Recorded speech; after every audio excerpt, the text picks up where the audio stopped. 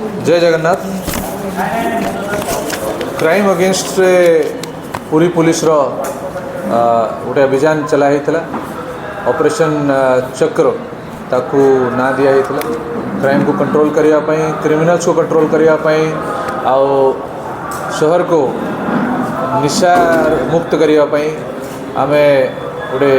Operation आमर continue करूँ और सही ऑपरेशन चक्र अंतर्गत पूरी पुलिस को गोटे भल सफलता मिली। पिपली पुलिस तरफ ब्राउन शुगर सप्लायर्स को ट्रैक कराउला से नजर रखा होता। खबर मिलता कि पिपली एरिया रे किसी ब्राउन शुगर सप्लायर सक्रिय अच्छी से माने बाहर अंचल आणिकी पुरी को अन्य एरिया को ब्राउन शुगर सप्लाई करुँच सेमती किसी लोकों को पिपली पुलिस ट्रैक करूला। गत काली से खबर मिलला कि सही संदिग्ध व्यक्ति जो माने कि ब्राउन शुगर कारोबार करुँच से माने पुणी आसिकी एठी बिक्री करने को चेष्टा करुँच। इमिडिएटली पिपली पुलिस रो तांकर ऑफिसर्स जाइकी रेड कर से गोटे गाड़ी रे किसी लोक बसते से खबर थिला गाड़ी रे जिते बड़े से माने जाइकी रेड कले से गाड़ी भितरू 4 जन सेठी से माने पाइले जो मानक पाखरे 151 ग्राम ब्राउन शुगर थिला आउ टोटल कैश से पाखु 6,30,700 रुपया मिलला। 7टा मोबाइल फोन आ गोटे धला कलर मारुति स्विफ्ट गाड़ी से माने पाइले। तापरे इन्वेस्टिगेशन कला समय रे आउरी से मानकू गोटे royal Enfield bike hero Honda glamour motorcycle आउ गोटे हीरो HF डिलक्स मोटरसाइकिल मिली। ये 4 जन होउचंती जणे होउची शशिकांत जेना जे कि खोर्दारा बासिंदा अच्छी। ये आगु जहाँ शुणा जाऊँगी कि एलिगेशन रही ब्राउन शुगर कारोबार रे इनवॉल्व हबार और 3 जन जड़े हूँ जयंत कुमार स्वाई फुलमणि खटे और उमेश कुमार स्वाई। ये 3 जन को घर हूँ पुरी जिले में से सत्यवादी एरिया बासिंदा अच्छा और ये आसिकी ये माने ड्रग्स डीलिंग करुले आम पोजेशन रु ये 151 ग्राम ब्राउन शुगर आमको जबत हो Pipili case number 674 under section 21 clause B section 29 NDPS act रे एम अरेस्ट करी कोर्ट फॉरवर्ड करा यही वर्ष रे जदि आम देखा तो पूरी जिले में टोटल 22 टी केस आम तरफ ड्रग्स अगेंस्ट रे कराई NDPS एक्ट रे कराई जो कि आम देखा तो 1 kg उपरे KGA 267 ग्राम आमको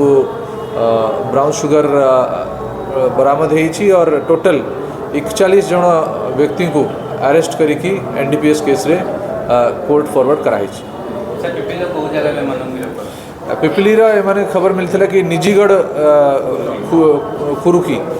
से माने डीलिंग करने को जाते और से खबर पाई पुलिस जाती।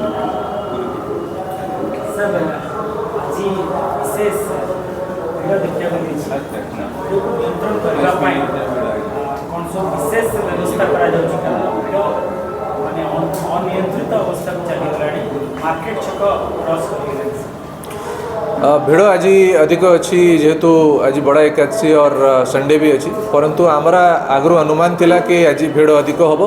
आईपाई आम एक्स्ट्रा बैरिकेडिंग करूँ। प्रत्येक वर्ष मर्चीकोट जाई बैरिकेडिंग होता परंतु ए वर्ष ताकू बढ़ेकी आम मार्केट छक जाई नहीं जाइलु और सेटा आमको साहाय्य करुँची। मंदिर भितरे आमर जो क्लीयरिंग टीम अच्छी से माने मंदिर बेढ़ा को क्लीयरिंग करने को काम करुँच और जो भक्त माने दर्शन करने को आसछंती से मानकु जल्दी दर्शन करेकी से मानकु भी आमे एनश्योर करूँ कि जो मैंने लाइन रे अच्छी से माने जल्दी से जल्दी केमती दर्शन करि परिबे आउ जहाँ आमर अरेंजमेंट होता से अरेंजमेंट अनुसार चली भिड़ अच्छी परंतु सबू नियंत्रण भितर रही और सीनियर ऑफिसर्स समस्ते ड्यूटी रे अच्छी स्पॉट रे रही सिचुएशन को सुपरवाइज कर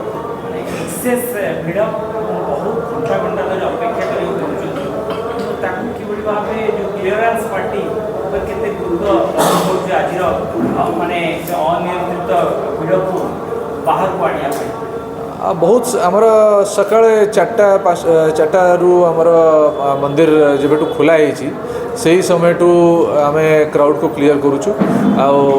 भिड़ अच्छी अवश्य परंतु क्लीयरिंग भी चली समस्ते धैर्य धरिकी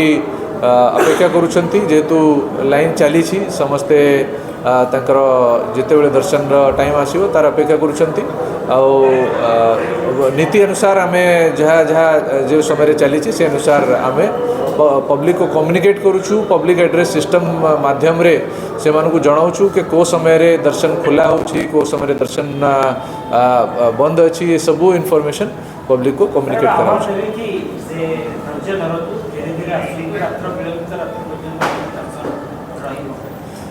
दर्शन आमर आमे चेष्टा करुछु जिते भी लोक आसुचंती जेते पर्यंत दर्शन चलिबो लोकंकर दर्शन कराइबा को और जो आमर रही शेड्यूल से अनुसार वर्तमान सबू चली काम कौन सी डिले नहीं आउ समस्त को मो भक्त मानू कहबी आपण माने धैर्य धरंतु आमर वॉलंटियर्स अच्छी जो मैंने कि सब प्रकार सुविधा जगाउछंती पानी और अन्य जिनस जहाँ भी आम तरफ हो पारुछि सबू से माने प्रोवाइड करुछंती से माने पेशेंटली वेट करंतु और पुलिस प्रशासन सहित कोऑपरेट कर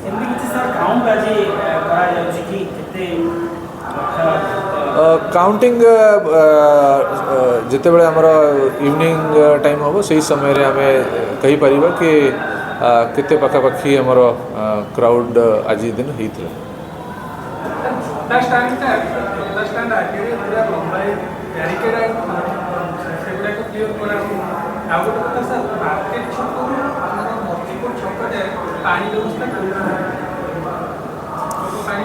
आमर वॉलंटियर्स अच्छी आमे समस्त को कहीचु कि जो जगह भक्त माने छिड़ा होचंती एबे जेहेतु आसिकी भक्त माने मार्केट छक ये मर्चीकोट छक भितर तांकर लाइन पहुँचला तो इमिडिएटली वॉलंटियर्स भी जाइकी सेठी पानी व्यवस्था करी।